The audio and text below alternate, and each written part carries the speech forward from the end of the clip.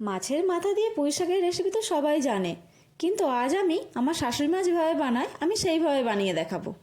প্রথমে একটা ভাজা মশলা বানিয়ে নেব। তার জন্য সর্ষে, পাঁচফোড়ন, শুকনো লঙ্কা শুকনো খোলায় নেড়ে গুঁড়ো করে নিলাম। তারপর কড়াইয়ে তেল গরম করে অল্প পাঁচফোড়ন দিয়ে পেঁয়াজ কুচি দিয়ে দিলাম। এবার দিলাম অল্প রসুন কুচি। পেঁয়াজ রসুন অল্প ভেজে নিয়ে দিয়ে দিলাম কুমড়ো আর আলু। এখানে আলু আর কুমড়ো আমি খোলা শুদ্ধ রেখেছি, এতে এর স্বাদ খুব ভালো হয়। তারপর দিয়ে দিলাম পুঁই শাক।